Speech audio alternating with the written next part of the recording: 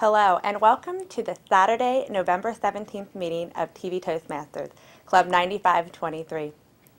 I'd like to thank you for joining us, for those of looking in at home, and for our guests in the studio audience.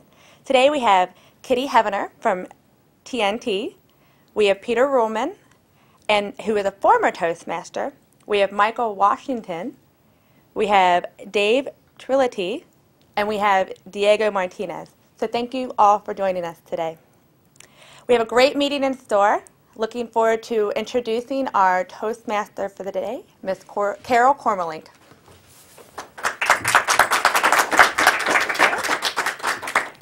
Thank you, Madam President. Most welcome guests and our viewing audience at home.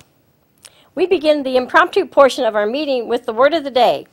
Our newest member and our club secretary, Shana Staten, will help us increase our vocabulary, and let us welcome Shana Staten for our word of the day.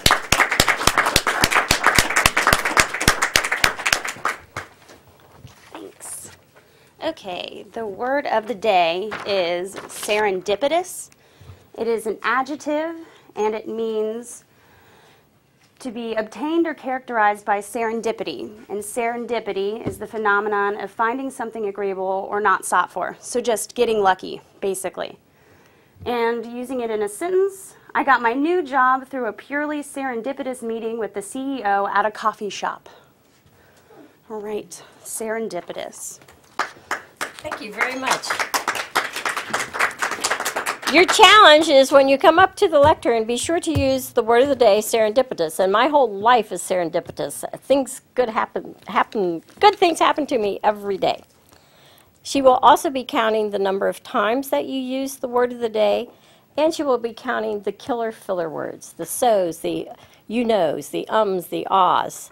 And we also count lip smacks in our at our club. And this club is fun. If it's not fun, it's not a Toastmasters club.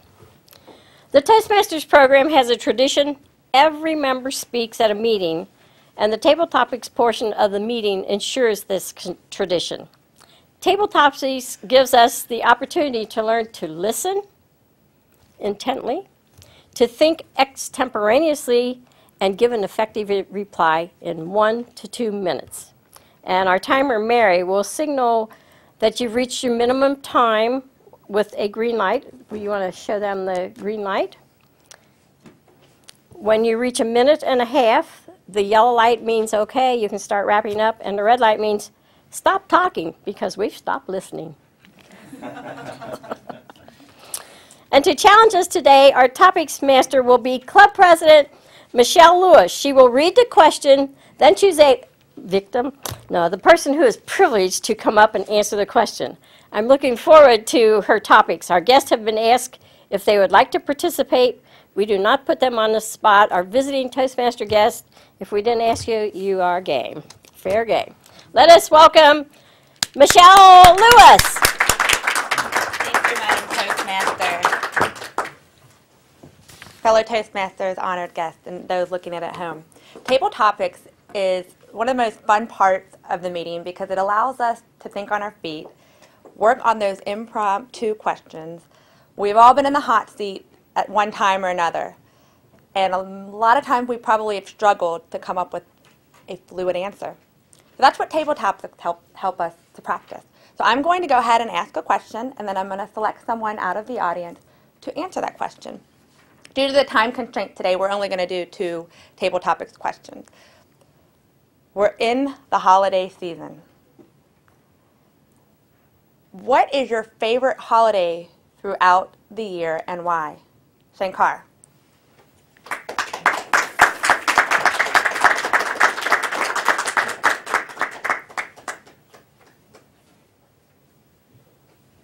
Thank you, Michelle.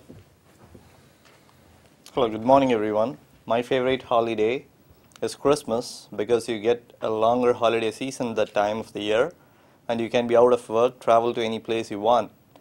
And earlier in one of the forums I have said I'd love to go to Yellowstone on this Christmas, which is my favorite season of the year. I am going to Yellowstone with all my friends and trying to spend time there for at least 10 days. And who goes to Yellowstone in winter? That's what I thought.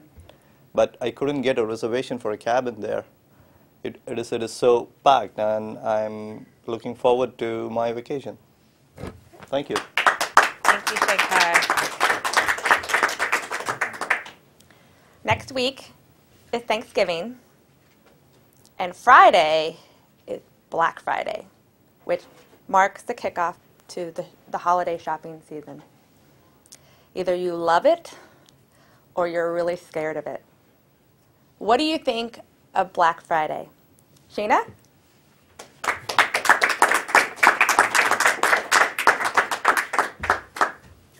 Thanks. I love Black Friday because I like to shop, and I like to shop when there are great deals going on, and Black Friday is a great time of the year for deals. I got one of my favorite pea coats on Black Friday. It was, I can't remember how much it was, but it was $50 off, and I was really excited about that.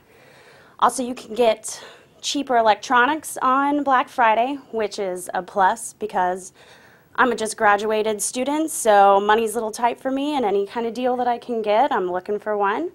I'm also in the market for a new laptop, so this Black Friday I'm going to be out there waiting in line in the cold, getting a Mac, because I really want a Mac. I really love Macs.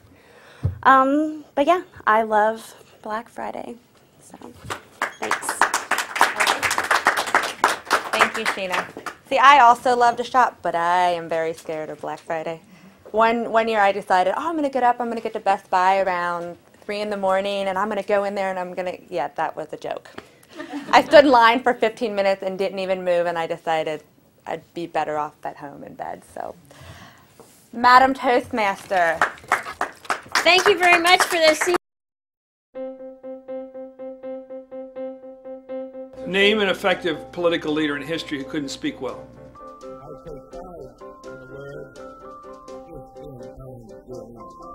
There aren't any. Because when it comes to a disease, Freedom requires leadership, and leadership requires oratory. You have to speak to be heard. I have a dream. It's all about personal growth and guts. Never give in. Never, never, never. We have 3 speakers today. Our first speaker will be giving his first manual speech, the icebreaker. It's 4 to 6 minutes, and it will help us get to know him. His objectives are to begin speaking before an audience, to discover speaking skills he already has, and skills that need some attention. Let us give a hearty welcome to new member Frank Cappel, My Life After 20. My Life After 20, Frank Cappel.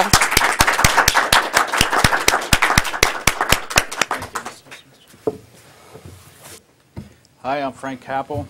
I want to take you back about 21 years ago in my life. I was a lot different man back then. My life really started to fall apart within about a 2-year window. I lost 2 of my uncles. I lost my 2 living grandparents. A little bright side, I started dating a girl who I had a crush on for a long time from high school. And then shortly after that, my mother died. And shortly after that, that girl broke up with me. And, you know, it's like the lowest part of my life. And being that young, in my early 20s, not educated, I did not have a good job. You know, I wasn't making enough money, and I had to really sit and evaluate what I wanted to do with my life. So I thought, you know, well, maybe I'll go ahead and try college, even though I wasn't very good in high school. So I signed up, and I joined Wilmington College, and I was doing really good. I was getting straight A's except for 1 B, and I met a nice girl in college. We fell in love, but we both had very addictive personalities. And we got into a lot of substance abuse, a lot of things like that. And though at that time I was in a lot of denial over it, there's like a train coming down the track. You could see it coming. You knew the relationship was over. I knew the college was over. And I started spiraling out of control. I was getting real close to failing out of college. At that time I had a part-time job. I was working at Lebanon Correctional Institute for Wilmington College. They ran pretty much the college programs in some of the state correctional institutes here in Ohio. There were some men in that college, and they were going to spend the rest of their life in prison. And they're about the only people I've seen in my life that had it worse than me, you know, that I felt had it worse than me. And they had a lot of peace in their life, and I started asking them some questions about that.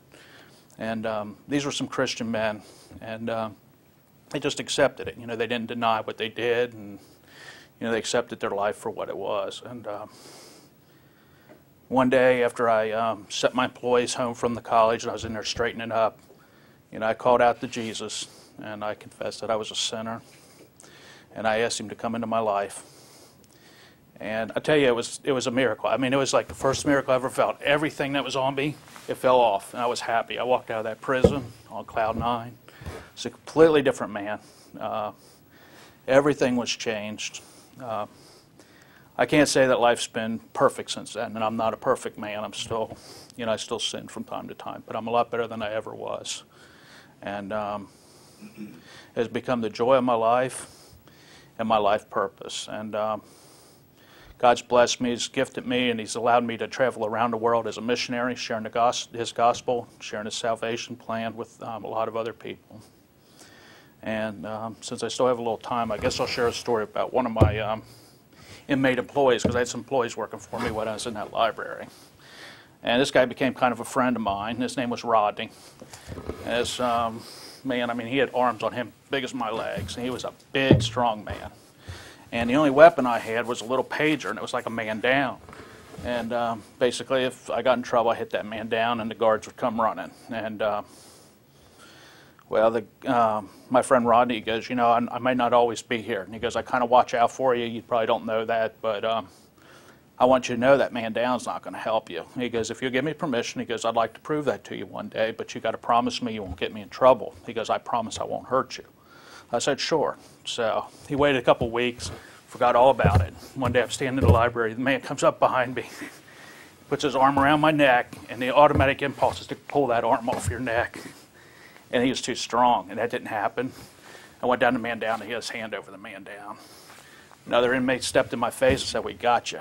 And then Rodney let go, kind of slapped me on the back and said, you see what I mean?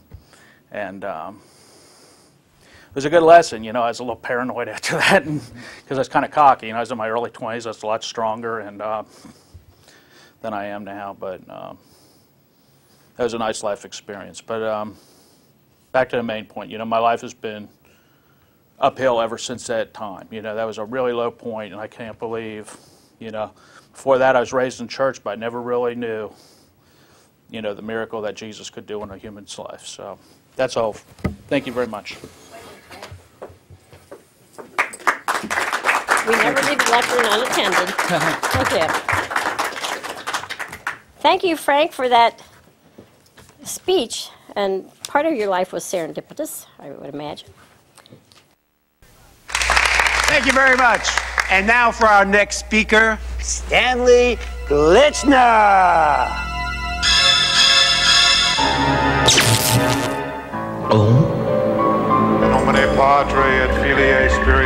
Speaking in public doesn't have to be a death sentence. At Toastmasters, we can help you overcome your fears.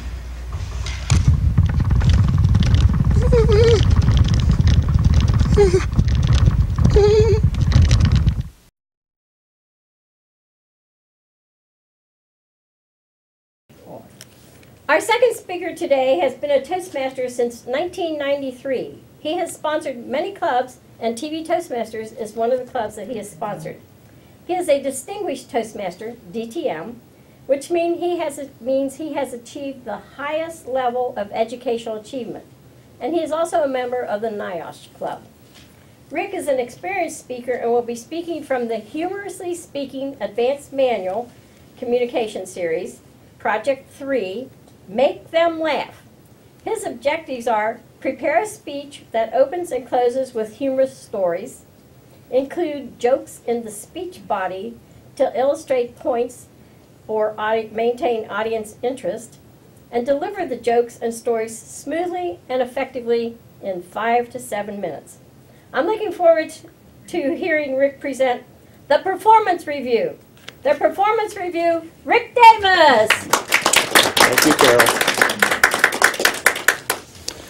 The #1 movie last week was a James Bond movie, Skyfall, and James has been around for a long time. But I don't know if you realize this, James is a government employee, and as a government employee, he has to undergo an annual performance review. So this is my take on James Bond's performance review. So, Mr. Bond, this is your annual performance review. Thank you for coming, making time for that. Now, M has been your supervisor for 50 years, and she finally has decided to retire, so I'm going to be your supervisor now. I've been doing it for about a year. And I don't know if you've heard, but I'm a little bit more hands-on than M. She lets you kind of go have your way, do whatever you want to do. You know, we're in austere times. We can't afford a lot of the things that you've been doing. A couple of things. By the way, can I call you Jim or Jimmy? Well, maybe Jim. Jim's probably better. Okay, now this Bond, James Bond thing, you know, it's sort of freaking out your co-workers. Every time you go into a meeting, every time you meet somebody, you say, "I'm Bond, James Bond." So would you please don't do that, please? It's just I'm getting a lot of complaints. Your co-workers know who you are, okay? So you don't need to do that. Now, ever since MI5 has become a non-smoking zone, I know you have to go outside to smoke, and we've been getting a lot of complaints. I don't know where you're getting your cigarettes. Monte Carlo? Oh, well, it smells like Detroit when you come back. So it would really be helpful if you could, you know, spray around a little air freshener or something. It's causing a lot of problems with your co-workers. I don't know if someone forgot to tell you, but you forgot to renew your license to kill about 2 years ago. And if you let it expire, it's just like your driver's license. If you let it expire, you're going to have to go right back and start from scratch. So you're going to have to retake the licensing exam, and you're going to have to go out and spend 80 hours with your learner's permit with a licensed spy. So Watkins is going to go out with you for the next month or two.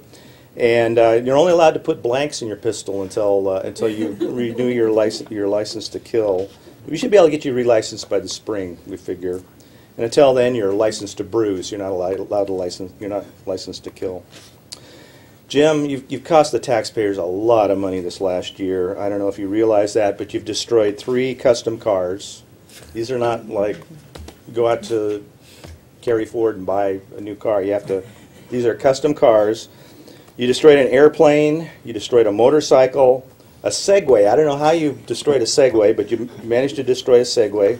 3 pairs of roller skates, these are special roller skates, a skateboard, and 6 pairs of custom shoes. You're really causing Q a lot of extra work. He's had to actually hire some extra help to fix some of your accidents. Now your expense report.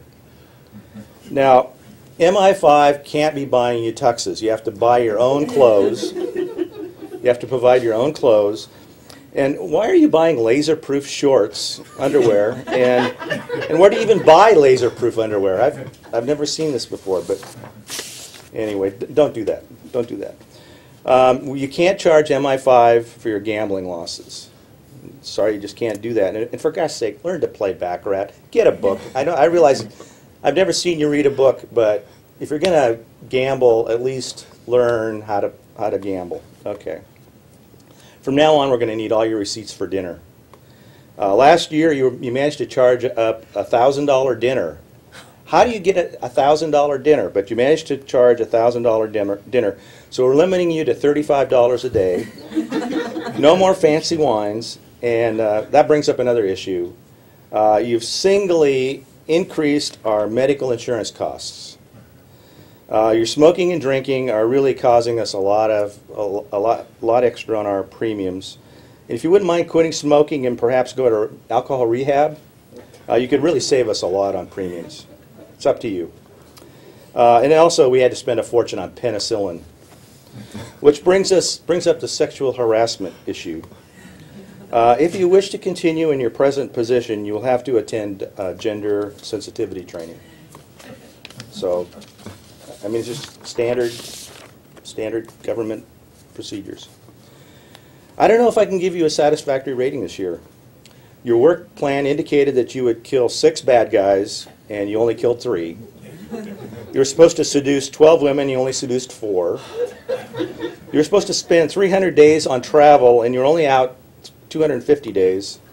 And all of your written reports are full of typos and are always 3 weeks late. So we have to keep these reports coming. You know, we have to explain to everybody what we're doing, how we're spending our money. Okay. I think we need to put you on a performance improvement plan. We'll need to meet weekly so I can monitor your performance over the next few months. And if you don't successfully complete your performance improvement plan, you might be terminated. That's the way it works. Jim, let's just face it, you're obsolete. The Soviet Union is gone, the Cold War is over. We can take out bad guys with drones. We don't need men on the ground. And no villains want to take over the world anymore. They want to blow themselves up. You realize you don't use email, you don't use Facebook, you don't use Twitter, you don't do any computer stuff. You must be 80 years old. Have you considered retiring? Well, Jim, I've enjoyed our talk today. I hope you can accept this feedback in the spirit in which it is given. If you ever need any help, I'm here. But I'm going to give you a marginally successful rating for this year. Sorry, there'll be no bonus for you.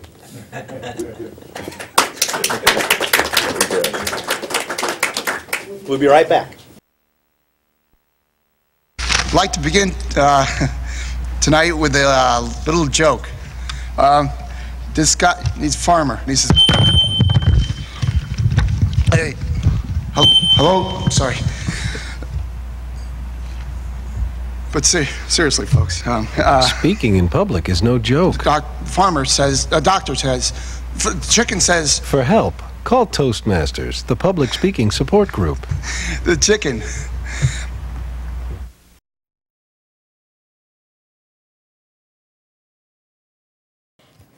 Raise your hands if you have ever been part of a club that would have been distinguished if only you could have found enough new members. Right. If so, that experience may have left you feeling frustrated and wondering how to attract new members. Fortunately, you can say goodbye to those frustrations because there is a talented and growing market who would benefit from the Toastmaster experience while also helping your club flourish. Our speaker, Kitty Hevener, has a lifetime of experience interacting with this market.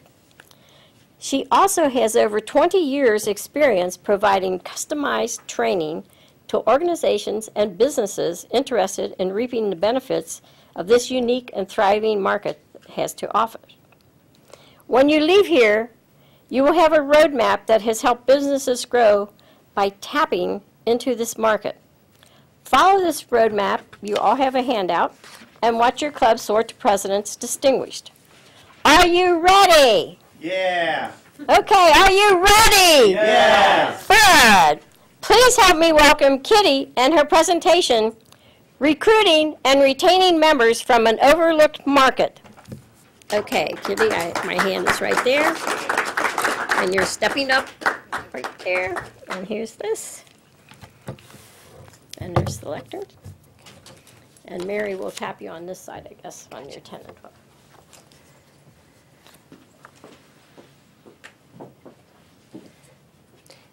If I were to ask you if you would like to get new members for your club by tapping into a talented and rapidly growing market, and you could do that with little effort, chances are you'd probably say yes. But the most important question is, would you do it? Come on, if you're nodding, I can't hear you. Would you do it? Yes. Good. Because by the time you leave here, you will have a roadmap that will help you do just that. Let me just say a word about how we're going to get to that roadmap. Near the end of the program, I will leave a few minutes to entertain or answer your questions, and then I'll wrap things up. You also have a handout. Feel free to jot down notes, any particular points that you might think that you want to make a commitment to acting on. Jot those down so that you can follow up on them when you get back to your clubs. So what is this market? It's a market of people with disabilities. Oh no, I said that D word, the disability word. That's a word that tends to make a lot of people feel a little uncomfortable. But let's look at it. Please tell me an example, shout out an example of a disability that you know of. Deaf. Deaf, good. Another one? Blind. Blind, good. As I say, don't overlook the obvious. Stuttering. Stuttering, good. Paralysis, right? So we all have an idea of what disabilities are. They interfere with some type of a function that we do. Some disabilities are more visible than others. For example, it's pretty obvious that I'm blind. And yes, that's my story for stumbling up the step, and I'm sticking to it. A person who's deaf, you may not know. You might know if a person stutters or has a speech problem by the way they talk. Somebody who's paralyzed, it might be kind of obvious if you watch them try to move. So a lot of times, people with disabilities are all around us, but have you ever felt a little uncomfortable or apprehensive or awkward around somebody with a disability? Be honest. Yes. You have. Good. Thank you for your honesty. How about the rest of you? Have you? Yes. Good. The first step toward dealing with it is to admit that that's an area that you're a little unsure of what to do. And guess what? You're not alone. You have lots of company. And not only that, people with disabilities sometimes are just as apprehensive about being around you. Shocking, isn't it? And kind of funny. I know when I was in college, up to that point, I had been primarily surrounded by people who were blind. So I was comfortable with that group. But when I went to college, I was faced with the sighted world. People who seemed to tune in to my visual expressions. They would say, "Are you happy?" And I'd say, "Yes." But the look on my face was I was about ready to cry. They picked up on it. So what I could pull off on my blind friends, I could not pull off on my sighted friends. So the point is, we'll pick up on your attitude just like you'll pick up on ours. So when you are dealing with people with disabilities, it's okay to acknowledge that you're uncomfortable and you need some guidance from us. That'll be something that you can do to make people feel more welcoming, more welcomed in your club. Remember that we are people, after all. We are people who just happen to do things a little bit differently from how you do them. For example, you read with your eyes, right? Right.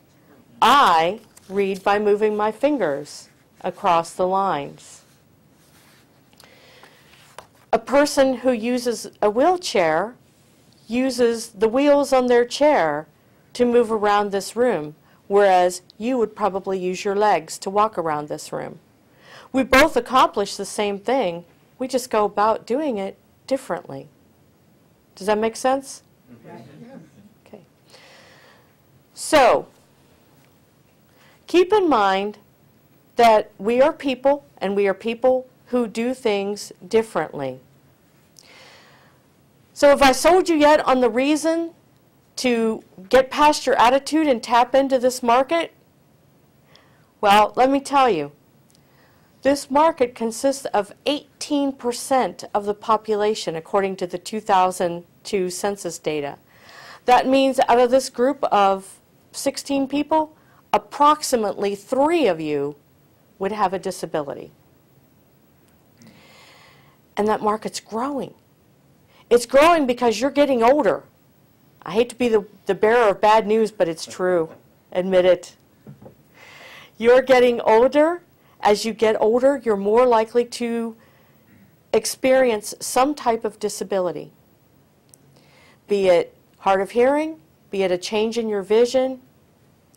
And also, you're only one accident or injury away from becoming one of us. I know that's a sobering thought, isn't it? But it's true. I recently have had one of my friends who is blind, and she fell over a chair, broke her femur. Now, not only is she blind, she can't walk.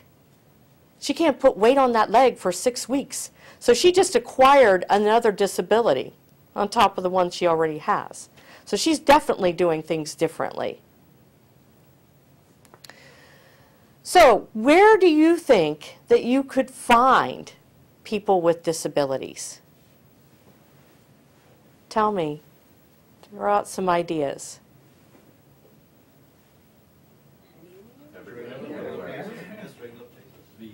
On the bus. Right? Excellent. On the bus, colleges, everywhere, at the VA, certainly. At a restaurant. Restaurants, in your church. Hospitals. Hospitals. Any of them employed?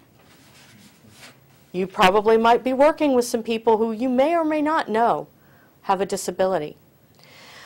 You also have a resource on the last page of your handout which gives you some organizations that serve people with disabilities. And these organizations can help you connect not only with the people that they know, but people in other organizations. So you can establish a network of people from which your club can draw on to acquire new members. So once you locate these people, how can you sell them on the benefits of Toastmasters? You know, it's one thing if we say, well, Toastmasters is an organization that helps you develop your communication and leadership skills. So, what can I do with that? Focus on the results. We have conversations too. How can we improve our conversational skills and our leadership skills? Do we need to do advocacy? Do we need to advocate for something as simple as being able to read the prescription labels on our medicines? Do we need to be able to advocate to have accessible voting machines? You probably take the idea that you can vote for granted. But do you realize that for up until probably a couple elections ago, I didn't have that same privilege. Oh yes, I'm an American citizen, all right, but I could not cast a secret ballot. Someone knew who I was voting for because someone had to fill in my ballot. Now, just like you, I can go to the polling place and I can cast a secret ballot thanks to the Help Americans Vote Act and all the advocacy work that went into getting that to pass. So sometimes you can use the advocacy to help us better improve communication skills to interact with our legislators. So that you now know where to find people. You've checked your attitude, and you know some of the interests that we might have. I encourage you to talk to prospective members just like you would anyone else and find out our interests. Now, what if you have gotten a person piqued their interest and they're ready to come to the meeting? How are they going to get there? Is your meeting on an accessible bus route? Is your building accessible? Is your meeting room accessible? What can you do to make that person feel so welcome that they have to say yes? When I first moved to Cincinnati, I wanted Toastmasters. I just left a group in California and I wanted to find Toastmasters fast because I enjoy it. I put the word out to the people that I knew, who weren't very many. I got a phone call. Person said, "Kitty, this is Dan Blaney. I'm a Toastmaster, and I hear you're interested in finding a club." I said, "Yes, I am." He said, "Kitty, I'd like to invite you to come to to Toast and Talk. I said, Dan, I would love it. There's only one problem. I'm just learning my way around. I know how to get downtown where the club meets, but I don't know how to find the Federal Building from the bus stop. Dan said something which sealed the deal for me, and it will probably seal the deal for potential new members that you might deal with.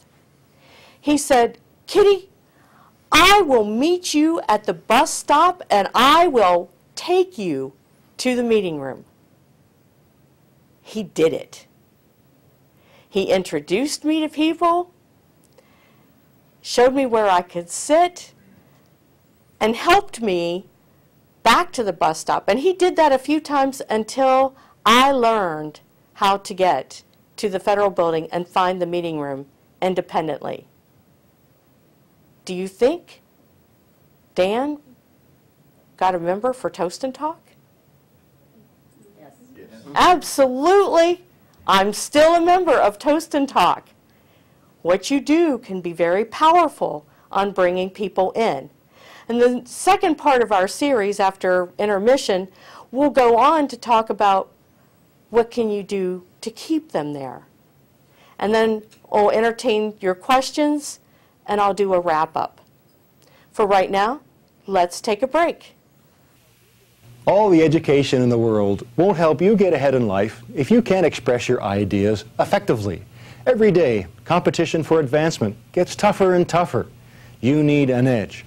A Toastmasters club can give you that edge. A low-cost learning experience for men and women. Toastmasters gives you the confidence to express your ideas to anyone. Get the Toastmasters edge.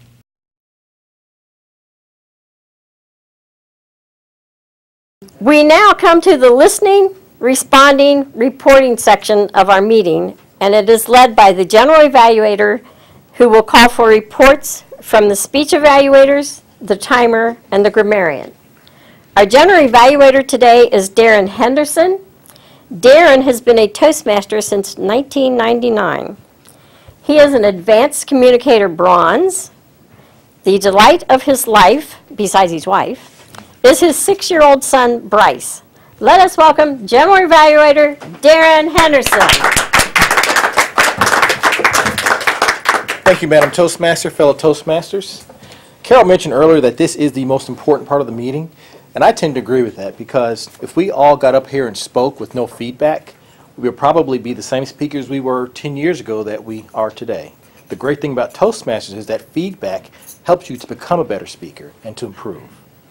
So with that said, our first evaluator today will be Paul Wessels, evaluating Frank Cappel's speech. Thanks, Darren.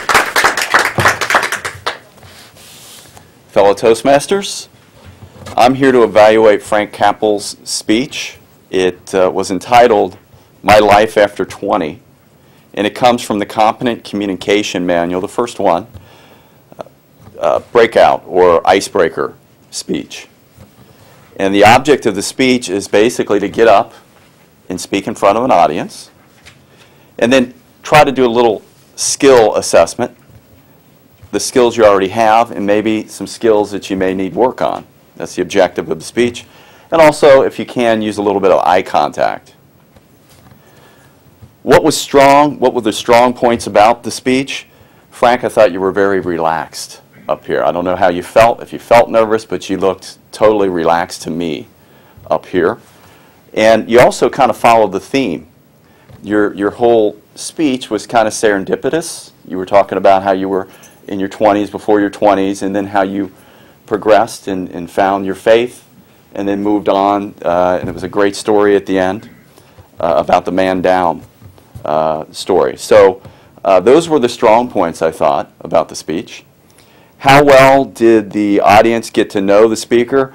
I thought it was a very genuine, I mean, that was a fantastic speech to give us a flavor for where you came from and where you are now. So I thought that was very good. Did the speech show adequate preparation? Didn't use any notes. You were up here relaxed. You were just telling it like it is. And so in my book, that's being very prepared. Was the speaker clear? I think you were very clear and audible. You could hear you, no mumbling, anything like that. Did the speech follow some sort of definite beginning, middle, and end? Yes, you kind of grabbed us a little bit with, I had my problems in my 20s, and then you went through how you progressed, again, with your faith and what happened and where you are now. So I thought it moved really well. No notes at all. How you could have improved the speech, I thought maybe a little bit more gesturing, a little more movement, a little more of that would be something.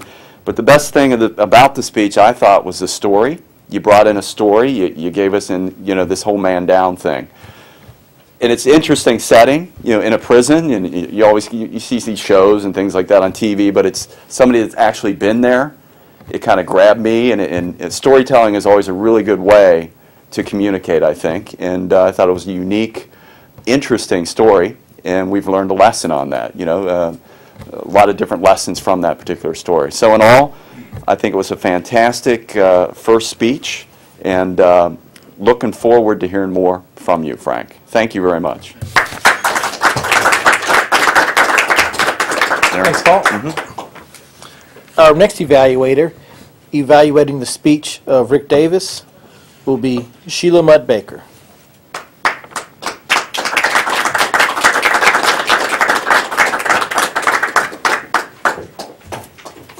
Thank you. Well, having given and taken many a performance review, I have to admit this would have made me very uncomfortable if I was the performance evaluator. I like the entire idea of contrasting what really happens in government service with what happens in the movies. As a former government employee, I know how painful those performance evaluations are because they tend to measure things that we in our fantasies would like to believe our jobs might be. So this particular speech had as its quality that for which we were looking, making the audience laugh. I think we laughed. If you agree, clap please. This made me laugh because of the juxtaposition between reality and fantasy. It had a very good setup, introduction, which Rick had written. It had a good closing where Rick I'm just here to help. I love that ending. Quite smooth. Rick was being absolutely low-key and confident and absolutely sure he could say nearly anything to this employee, which if there was really a James Bond, I'd be terrified he'd rip my throat out. But Rick was obviously a member of this organization and knew what he could do and what he couldn't do. My favorite thing was the license to kill had expired and he'd have to start over. I wanted to scream. So very comfortable, very confident, wonderful timing. And that is key in comedy. Great timing. Not only are you saying things that are funny, but you're leaving enough time for the audience to laugh. It was appropriate, it was amusing. I doubt if we'd have anyone in our audience who didn't know who James Bond was.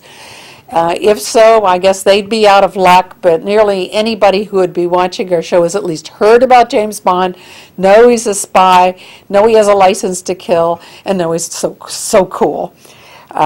What could make this better? Well, one of the things you could do is to act as if James Bond was at the camera and we were looking out and you were talking to the camera and you were talking to James Bond, which would make it even funnier because even though I loved seeing the back of Paul's head, he didn't look like any James Bond we have. He's not the current blonde James Bond. He's not the past black hair James Bond.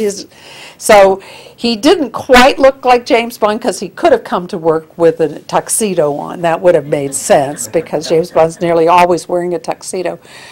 It would have been very funny to have have you at slightly different levels, I think, because as when I was watching through the camera, no matter how I did it, I thought it's not as funny as if you were talking directly to the camera.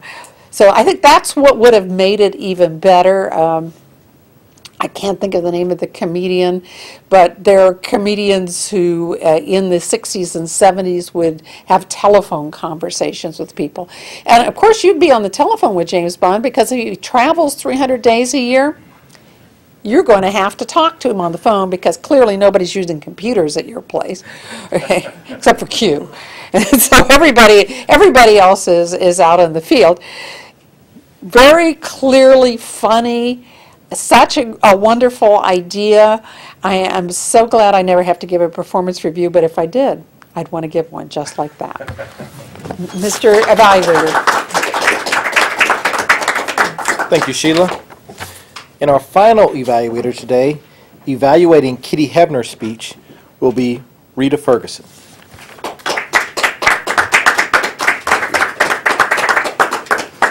Thank you, Darren. Kitty Hevener, recruiting and retaining members from an overlooked market. First of all, Kitty Hevener brought a little bit of heaven right here to our Toastmasters group. Thank you for enlightening us. Right before her speech, Kitty had asked me before the meeting started how she engages the audience. This is one of the things she wanted to be evaluated on. I wasn't quite sure how she would do this, because there's not going to be the eye contact. How does she know that she's engaged the audience? So I was wondering how this would happen, and sure enough, immediately, she asked us questions. But more than that, she expected an answer. These were not rhetorical questions for her. She wanted an answer, and that's how the engagement began. We were a little reticent, and of course she said, "If you're nodding, I can't hear you." She made us realize that for the first time in maybe a long time, or maybe any time, we now had somebody at the lectern who was going to be a little bit different, and we had to interact differently with her.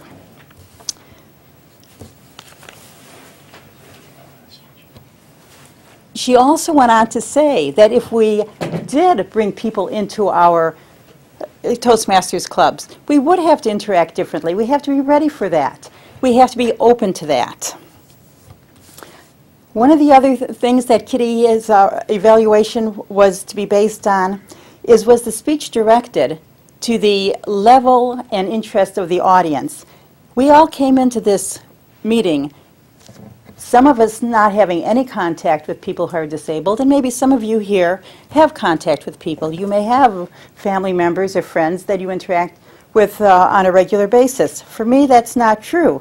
So I thought she did an excellent job because I was on the beginning level, and I certainly appreciated how she was able to explain.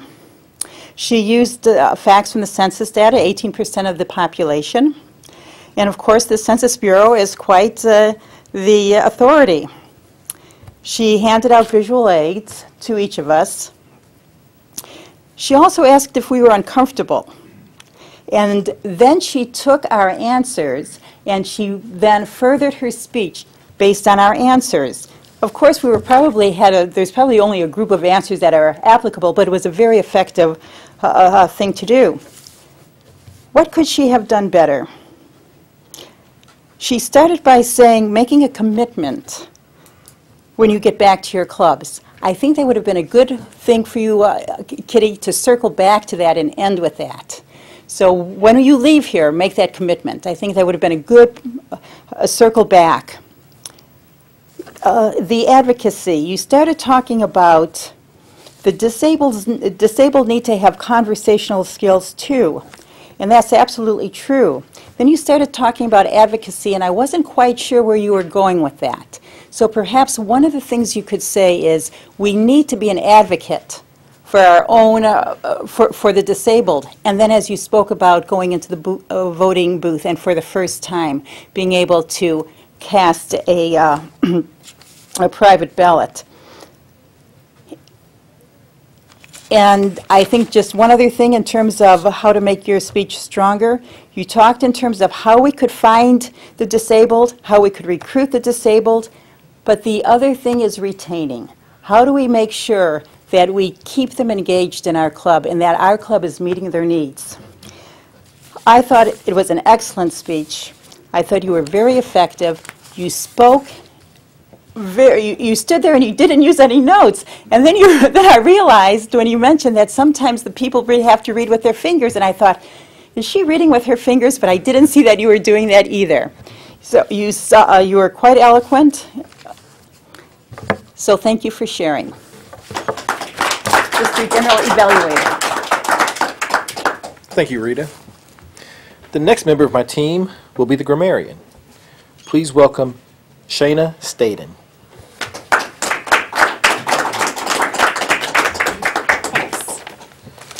Okay, I was the grammar police today. I was watching you all with a critical eye. So I'm going to begin with myself because I used yeah, but, and I began a sentence with so. So that's bad. For Frank, you used filler words a lot. And were your favorite filler words today. Use those quite a bit, around 15 times. I tallied them up. How many times? 15. That's bad. Those are sometimes words. That's okay. It's natural for a first speech, so just be aware of that as you go on. You used you know several times, about 5 or 6, so be aware of your filler words. No grammatical errors that I saw or noticed, so on to Rick. You used and a lot, but it seemed to be natural because it was so laid back of a speech.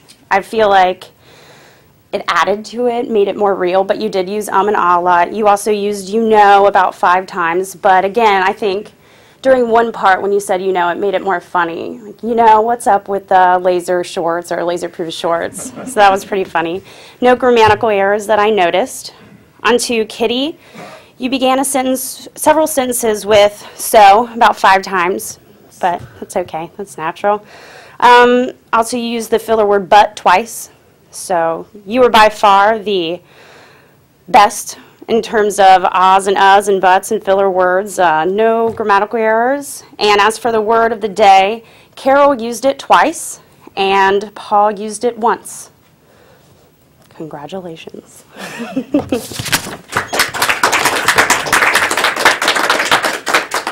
Thank you, Shayna. And just so you know, the one benefit of being the grammarian is that you don't have to tell yourself you're perfect as you're the grammarian. So.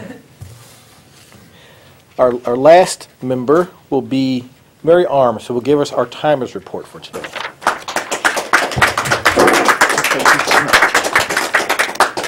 Well, everyone, this was a time I cannot believe. No, I'm kidding. In word power, serendipity, your description was 25 seconds. Now, in the table topics, Shankar, 36 seconds. Shayna, 50 seconds. In the speeches, Frank, which are 4 to 6 minutes, 4 minutes and 35 seconds. Rick, a 5 to 7, 6:25. And Kitty, a 10 to 12 minute speech was 13:07. Now the evaluators, Paul, 2 minutes and 55 seconds. Sheila, 4 minutes and 12 seconds. And Rita, 4 minutes and 24 seconds, so you got her beat. Shayna on the grammarian, 1 minute and 42 seconds. And thank you very much. Thank you. Now I'm going to just have a few general comments about the meeting.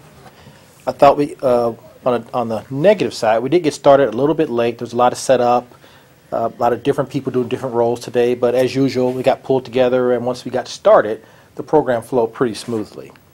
One thing I did notice is that we've got some fantastic Christmas decorations, because this actually is our Christmas meeting since we broadcast typically a month afterwards. But other than our table topics, we didn't really bring Christmas into the meeting like we normally do. So maybe because Steve isn't here with his Christmas hat or Christmas tie or something like he normally wears. But we didn't really have much of a Christmas theme, which I thought would have been nice. I thought the real strength of this meeting was we had 3 fantastic speakers. Frank, I thought that was a great icebreaker. You were very natural. I don't know if you're a natural speaker. You obviously are very comfortable speaking in front of people. Thought you did a fantastic job. And Paul, I thought you did a great job evaluating. I really don't have anything else to add. I think a great start in your Toastmasters career, so congratulations. Rick, you know when someone gets up here and they start a speech and the first thing we all thought was, I wish I'd thought of that. You know you're going to be in for a great speech. I thought that was fantastic. And as Sheila mentioned, I didn't really have anything I thought you could have done better on the content. You know, everyone probably has a different opinion as to, I actually thought having Paul come up here was actually added a nice touch because you really couldn't see his face, you could just see the back of his head. Only thing I can say is maybe you could have brought like a black sport coat to put on him so he looked more formal. But I thought it was just a fantastic concept, very original, so great job. And Kitty, I thought that was a fantastic speech. And the one thing I really liked about it, at the end you talked about all the benefits, but at the end you gave that personal anecdote about Dan Blaney on your first trip to Toastmasters. And I thought that kind of brought it home. So I thought that was a fantastic speech and really made all of us think about how we can do better, not only with disabled members, but really with all members. I mean, you just really kind of brought that point home. And Rita, once again, there weren't a whole lot of things I thought Kitty could have done better, so I thought she did a very good job evaluating because, once again, it was a very good speech to begin with. So that always gets tough trying to evaluate a good speech and try to make it a little bit better. But overall, I thought it was a great meeting, 3 great speeches. And at that, I'd like to turn it back to our Toastmaster, Carol Kormelink. Madam Toastmaster, what a great meeting today. Some fantastic speeches, some wonderful guests joining us. So we had a great time. We appreciate everybody attending. And for those of you at home, we meet the first Thursday of the month at 6 p.m. and the third Saturday of the month at 9 a.m. at 7850 5 Mile Road in the Anderson Community TV studio. So please come check us out. To find out more details, you can log on to www.tvtoastmasters.com. That's www.tvtoastmasters.com. And this concludes our Saturday, November 17th meeting.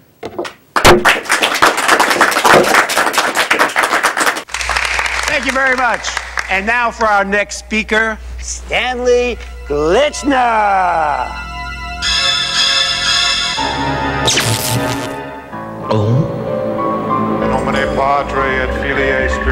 Speaking in public doesn't have to be a death sentence.